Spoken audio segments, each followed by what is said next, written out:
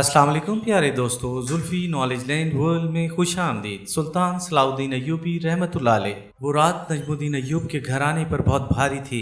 जुबैदा का रोते रोते बुरा हाल हो गया था। नजमुद्दीन अय्यूब और असदुद्दीन शेर को बुखार में मुब्तला यूसुफ पर बरस रहे थे। हमने अपनी इज्जत व आबरू और जाहो हशपत की जिस इमारत को बरसों की अनथक मेहनत के बाद तामीर किया था, तूने इसे एक लम्हे में ढा दिया। बुखार की शिद्दत से यूसुफ सलाउद्दीन का चेहरा तप रहा था, फिर भी इसने कुव्वत इरादी को बुरेकार लाकर संभलने की कोशिश की और अदब के इसी रवायती लहजे में बाप को मुखातिब करते हुए कहा, बाबा मोहतरम, मैं बेकसूर हूँ। मैंने हर कदम पर इस बात का ख्याल रखा है कि मेरी किसी लर्जिश से बाप दादा की इज्जत और तौकीर में कोई कमी न आने पाए। फिर इस लड़की ने अपने शर्म हया को बलाए ताक रखकर तुझ पर यह इल्जाम तराशी क्यों की? नजमुद्दीन अय्यूब के लहजे से शदीद गुस्सा छलक रहा था। मैं नहीं जानता कि इस औरत को मुझसे ये शिकायत क्यों पैदा हुई। यूसुफ सलाउद्दीन ने निहायत मासूमाना लहजे में कहा, अगर तुझ पर यह जुर्म साबित हो गया तो फिर हमारे ओहदो मनसब का क्या होगा? हमें भी जिल्लत और नदामत के साथ माजूल किया जा सकता है। असदुद्दीन शेर को का लहजा सख्त गजबनाक था। अगरचे वो अपने इस भतीजे से बेपनाह मोहब्बत करता था, लेकिन इस संगीन सूरत हाल में वो भी हरासा नजर आ रहा था। यूसुफ सलाउद्दीन ने अपनी फितरत के मुताबिक इंतहाई ज़ब्त व तहम्मुल का मुजाहरा करते हुए कहा, मोहतरम, एक शख्स के गुनाह का बोझ दूसरे के कांधे पर हरगिज नहीं होगा। यूसुफ ने कुरान करीम की एक आयत मुगस्सा का हवाला पेश किया, अगर मेरा गुनाह है तो इसका बोझ भी मैं खुद ही उठाऊंगा। नजमुद्दीन और असदुद्दीन शेर को अजीब अजियत और कशमकश में मुब्तला थे। जब वो यूसुफ सलाउद्दीन की इस्तकामत देखते तो इन्हें यकीन सा होने लगता कि इनका बेटा बेगुनाह है, मगर जब इन्हें इस गमज़दा लड़की की गरियाजारी और बेकरारी याद आती तो यूसुफ सलाउद्दीन गुनाहगार नजर आने लगता। बड़े संगीन और अजियतनाक लम्हात थे जिनसे शामी अफवाज का सिपहसालार और इसके अहले खाना बुरी तरह मुतासिर थे। दूसरी तरफ सुल्तान नूरुद्दीन महमूद जंगी ने अपने महल के एक मखसूस कमरे में काजी इब्ने अरसून और इस लड़की शारिया को तलब कर लिया था, जो यूसुफ सलाउद्दीन के खिलाफ मुद्दई थी। लड़की, इस वक्त तुम दरबार शाम में नहीं, एक ऐसे खुफिया कमरे में हो जहाँ मेरे और काजी साहब के सिवा कोई तीसरा फर्द मौजूद नहीं। सुल्तान नूरुद्दीन जंगी ने निहायत नरम लहजे में शारिया को मुखातिब करते हुए कहा, अब तुम बेझिझक होकर अपनी रुदाद गम पूरी तफसील के साथ बयान कर सकती हो। शारिया ने इंतहाई रिक्कत आमेज लहजे में कहना शुरू किया, सुल्तान आदिल, मुझे यूसुफ सलाउद्दीन की शाहसवारी बहुत पसंद थी। मैंने इसे कई बार आपके साथ चौगान खेलते देखा, फिर रफ्ता रफ्ता मेरी पसंदीदगी बढ़ती चली गई। ये कहते कहते शारिया के चेहरे पर शर्म हया का हल्का सा रंग उभर आया और इसने सर झुका लिया। आखिर में एक दिन यूसुफ की मोहब्बत में गिरफ्तार हो गई और इसके सामने अपनी मोहब्बत का इजहार भी कर दिया।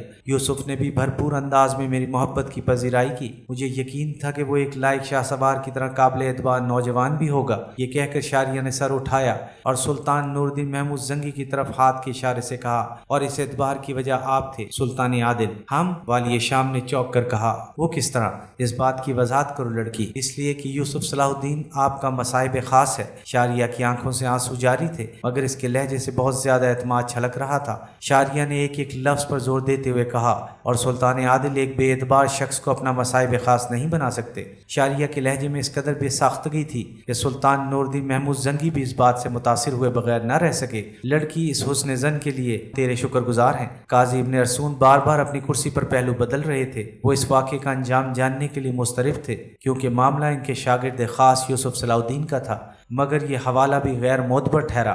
यकायक शारिया के बहते हुए आंसुओं में तेजी आ गई थी। यूसुफ ने मुझे धोखा दिया, कुछ दिन शादी करने के फरेब में मुब्तला रखा और फिर एक रोज ठुकरा दिया। अपने तमाम वादों से मुनहरिफ हो गया वो। हो सकता है कि तुम्हारे और यूसुफ के ख्यालात में हम आंगी ना हो। काजी इब्ने अरसून ने शारिया को मुखातिब करते हुए कहा, इस सूरत में औरत और मर्द का अलग हो जाना ही मुनासिब है, ताकि शादी के बाद अज़दवाजी जिंदगी का अजाब न बन जाए। शारिया ज़ारो कतार रोने लगी। मुझे यूसुफ की बेवफाई का गिला नहीं, मगर इसने मेरे साथ जो नारवा सलूक किया, इसका अजाला कौन करेगा?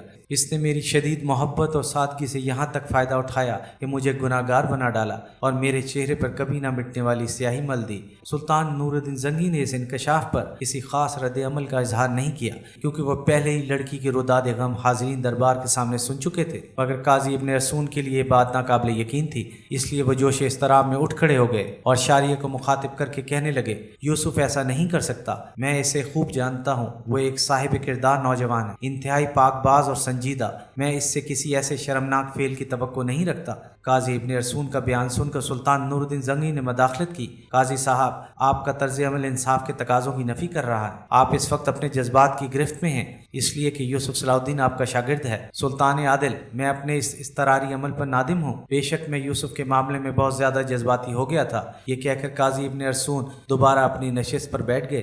پھر شاریہ سے مخاطب ہو کر بولے، لڑکی، کیا تمہارے والدین اس المناک واقعے سے باخبر ہیں؟ بدقسمتی سے میرے ماں باپ اس دنیا میں موجود نہیں ہیں۔ شاریہ نے انتہائی رقت آمیز لہجے میں کہا، میرا کوئی والی وارث نہیں، بہت دور کے ایک عزیز کے پاس رہتی ہوں۔ کیا تم اس سلسلے میں کوئی گواہ پیش کر سکتی ہو؟ قاضی ابن ارسون نے شاریہ سے سوال کیا۔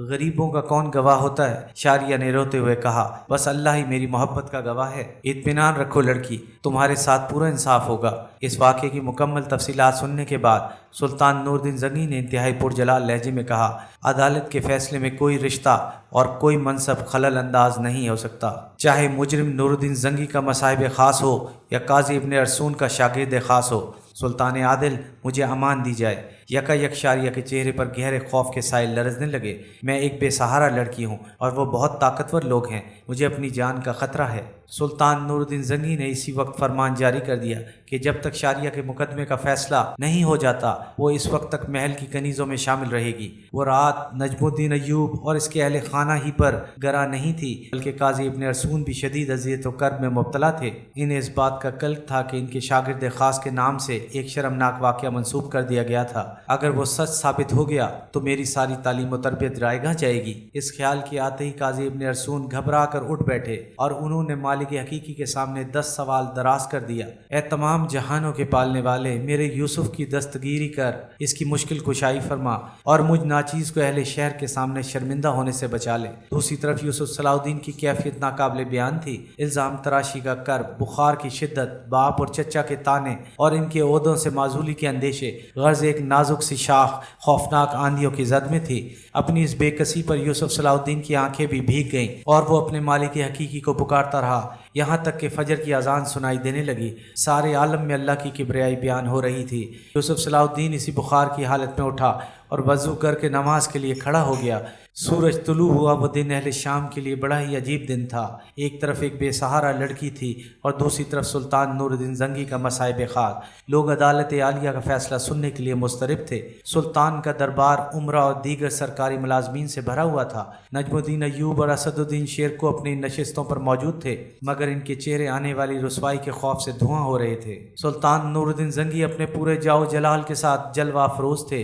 تخت کے بائیں جانب قاضی ابن ارسون کی نشست تھی اور تخت سلطانی کے نیچے یوسف صلاح الدین دست بستہ کھڑا تھا۔ اگرچہ بخار کی شدت سے اس کا چہرہ تمتما رہا تھا، لیکن گھبراہٹ اور پریشانی کے آثار دور دور تک نہ تھے۔ حاضرین دربار کو حیرت تھی، ایسی ناسازگار فضا میں بھی یوسف غیر معمولی حد تک پرسکون نظر آ رہا تھا۔ بعض عمرہ آپس میں سرگوشیاں کر رہے تھے۔ یوسف مجرم ہے، مگر اس لیے مطمئن ہے کہ باپ اور چچا دربار سلطانی میں رسائی رکھتے ہیں، وہ اسے سلطان کے عتاب اور عدالت کی سزا سے بچا لیں گے۔ ابھی یہ کیا سرائیاں جاری تھی کہ عدالت عالیہ کے ایک کارکن نے کھڑے ہو کر بآواز بلند یوسف صلاح الدین کے خلاف فرد جرم پڑھ کر سنائی۔ پھر قاضی ابن ارسون اپنے شاگرد سے مخاطب ہوئے، یوسف، تم اس سلسلے میں اپنی صفائی پیش کرنے کا پورا اختیار رکھتے ہو۔ استاد محترم، جب میں مدعی سے واقف ہی نہیں تو پھر مجھ سے یہ گناہ کس طرح سرزد ہو سکتا ہے؟ بخار کی شدت کے سبب یوسف کے جسم میں بھی ہلکی سی لرزش تھی اور زبان میں بھی۔ حاضرین دربار کی اکثریت نے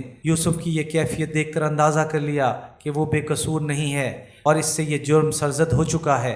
سلطان نور الدین زنگی نے یوسف صلاح الدین کی اس کیفیت کو سرسری انداز میں دیکھا اور پھر تخت کے بائیں جانب کھڑے درباری محافظ کو مخاطب کرتے ہوئے کہا، مدعی کو عدالت کے روبرو پیش کیا جائے۔ تھوڑی ہی دیر میں 2 محافظ سپاہی شاریہ کو لیے ہوئے دربار میں داخل ہوئے۔ شاریہ اس وقت ایک سفید چادر میں اس طرح لپٹی ہوئی تھی کہ حاضرین دربار کو صرف اس کی آنکھیں نظر آ رہی تھیں۔ شاریہ آہستہ آہستہ چلتی ہوئی تخت کے قریب آئی اور سر جھکا کر کھڑی ہو گئی۔ لڑکی، تمہارے دعوے اور یوسف کے بیان میں ذرا برابر بھی مطابقت نہیں۔ یکا یک دربار سلطانی میں قاضی ابن ارسون کی باوقار آواز گونجی، وہ تمہیں جانتا تک نہیں، پھر اس سنگین جرم کا مرتکب کس طرح ہو سکتا ہے؟ قاضی ابن ارسون کی آواز سن کر شاریہ शारिया ने चादर में लिपटा हुआ अपना चेहरा बेनकाब कर दिया। इसकी आंखों से आंसू बह रहे थे मगर नजरें झुकी हुई थीं। यूसुफ सलाउद्दीन ने बड़ी बेनियाजी के साथ शारिया के दिलकश चेहरे पर एक उचटती हुई नजर डाली और बड़े पुरएतमाद लहजे में सुल्तान नूरुद्दीन जंगी से मुखातिब हुआ। सुल्तान आदिल, मेरी आंखें धोखा नहीं खा सकती। यकीनन मैं इस नामहरम लड़की को पहली बार देखने का गुनाहगार हूँ, इससे ज्यादा कुछ नहीं, बाकी सब बहतान है। अगरचे बुखार की शिद्दत के बाद यूसुफ सलाउद्दीन की आवाज में हल्का सा अरताश था,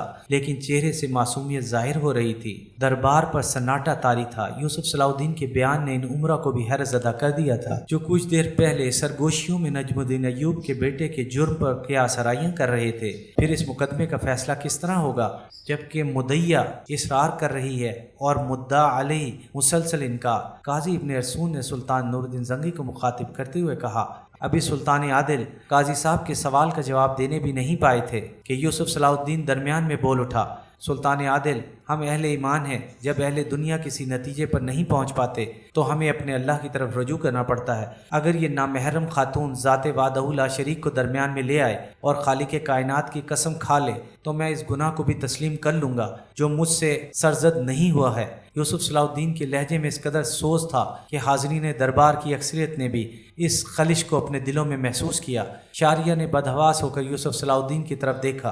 मोहतरम खातून, तुम्हें अपने अल्लाह से डर नहीं लगता? यूसुफ सलाउद्दीन के लहजे में बड़ा दर्द था। यूसुफ के तर्ज गुफ्तगू ने शारिया के जिस्म पर लर्जा तारी कर दिया और फिर वो गिरियाजारी के अंदाज में चीख चीख कर कहने लगी, सुल्तान आदिल, यूसुफ बेकसूर है और गुनाहगार मैं हूँ कि इस पाकबाज नौजवान पर तोहमत लगाई। शारिया के एतराफ़ ने चंद लम्हों में मुकदमे की नौयत ही बदल डाली थी। नजमुद्दीन अय्यूब और असदुद्दीन शेरको के होंठों की मुस्कुराहटें वापस लौट आई थीं और इनके चेहरों से तवील अजियत और कर्ब का गुबार धुल गया था। बाकी उमरा भी मुतमिन नजर आने लगे थे। बस एक अमीर इब्न मरकूम था जिसके चेहरे पर गहरी स्याही फैल गई थी। नादान लड़की, तुझे बहतान तराजी की सजा मालूम है? सुल्तान नूरुद्दीन जंगी की पुरजलाल आवाज से पूरा दरबार गूंज उठा था। जानती हूँ सुल्तान आदिल, मगर मैं यूसुफ पर तोहमत लगाने के लिए मजबूर थी। शारिया के लहजे में दुनिया भर की गमजदा औरतों का दर्द सिमट आया था और मजबूरी हम कनीज़ों का मुकद्दर होती है।